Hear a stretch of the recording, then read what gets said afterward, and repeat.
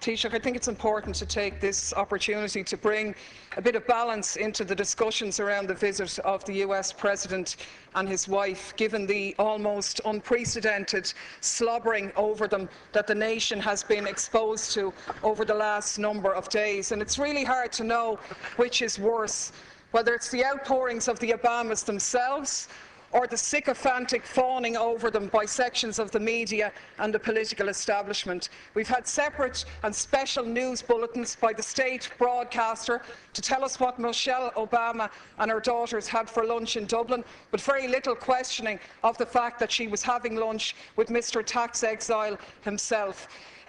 We had very little challenging of the fact that she's glad to be home, a country that she's been in less than a week and that her husband has very tenuous links in.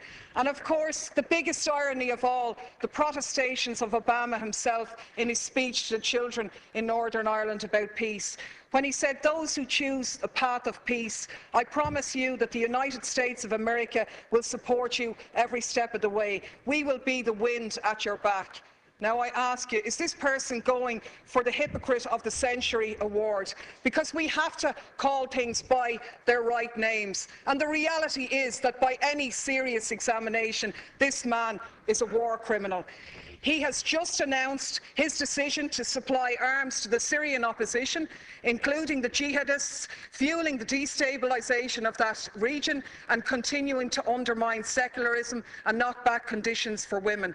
This is the man who is in essence stalling the Geneva peace talks by trying to broker enhanced leverage for the Syrian opposition by giving them arms, and to hell with the thousands more who lose their lives, or the tens of thousands more who will be displaced as this war goes on. This is the man who has facilitated a 200% increase in the use of drones, which have killed thousands of people, including hundreds of children. And you, Taoiseach, you are the one who's turned a blind eye on these activities. You've talked about the G8 being an opportunity to showcase Ireland. But is it not a reality that you have showcased us as a nation of pimps, prostituting ourselves in return for a pat on the head? To be honest with you, we were really speculating this morning whether you were going to deck the cabinet out in leprechaun hats decorated with a bit of stars and stripes to really mark abject humiliation here. So my question to you, Taoiseach, is as follows. What steps are you going to take to follow in the correct statements and the correct decision of your colleague Taoiseach Eamon Gilmore, who voted against the lifting of the arms embargo in relation to Syria? What steps are you going to take to ensure that no weapons for Syria are going to go through Shannon in breach of our international laws on neutrality? What steps are you going to take to showcase this country not as a lapdog of US imperialism, but as an independent nation with an independent foreign policy which takes a lead in international diplomacy to outlaw the use of drones, the favourite method of extermination of your friend Mr. Obama? On the Taoiseach. Right, please. Well, let me confirm to you first of all that the President was not inquiring about your whereabouts or your well-being. I think your comments are disgraceful. I think they do down the pride of Irish people all over the world, who are more than happy to see this island be a host to the G8, the leaders of the most industrialised nations in the world. And for you, Deputy Daly, to stand up here and criticise the American President for giving a continuation of support for a fragile peace process in Northern Ireland, where over 3,000 people lost their lives over 30 years, is a disgraceful do-down. And if you represent those people on the back line over there, if that's the kind of comment that you intend to make, well then it's beneath you actually. Even those of your predecessors in their brilliance never matched what you've just said here. Let me remind you that the communities in Northern Ireland and the politicians from administrations in this House here, of all governments, together with British governments and Northern Ireland politicians and Northern Ireland communities, have put together a very fragile peace. And far be it from you to come in here and criticise somebody who wants to support that process, visibly, personally, and with assistance from the United States, where 35 million Irish Americans, Deputy Daly, want this peace process to continue. And the young lady, the young student who introduced the President in Belfast, put her finger on it very well when she said, the reality is that Northern Ireland has had a past, and the reality is that Northern Ireland has a future. And that future, Deputy Daly, is one where peace in communities and across communities should abound. And it's beneath you to say that the American President should not be a party to keeping that process alive and visible. Insofar as the discussion on Syria is concerned, there was a serious discussion at the G8 summit with the members of the G8 themselves. I'm not sure whether you favour the Russian intervention here or whether you favour what the European Union put forward. While there was division among the countries in Europe about the lifting of the arms embargo, Ireland took a very clear position on this, which was articulated by the Taoiseach, that the embargo should not be lifted. But the conclusion of the G8 summit was that the Geneva peace talks should take place. Nobody wants to see wanton slaughter and the exodus of hundreds of thousands of people from Syria. And far from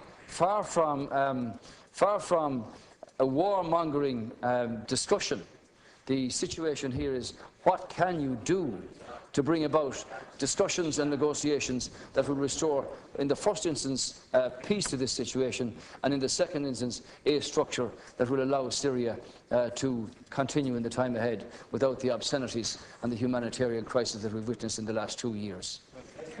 Deputy Daly, 1 minute. Please, yeah. 1 minute, Deputy. Thanks, Ceann Comhairle. Of course, I said nothing about the Northern Ireland peace process, a process which everybody supports, but is not one that gives you a licence to do whatever you like anywhere else around the globe. There isn't much peace in Iraq, where 26 people lost their lives yesterday. There isn't much peace in Afghanistan. There isn't much peace in Pakistan, and there certainly isn't much peace in Syria.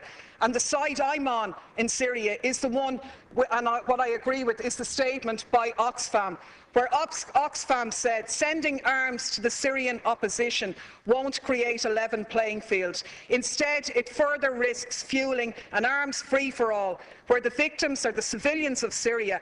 Our experience tells us that the crisis will only drag on for longer if arms are poured in. And that's in essence what the Americans have done here. I can only take from your non-answer to the question that you were asked is that you're going to take no steps to ensure that those arms will not be sent through Shannon in breach of our neutrality. You said here last week no arms ever came through Shannon. How do you know that, seeing as no investigations take place? The reality is, in 2012, 548 US planes landed in Shannon. How do you know what was on them if you haven't examined them?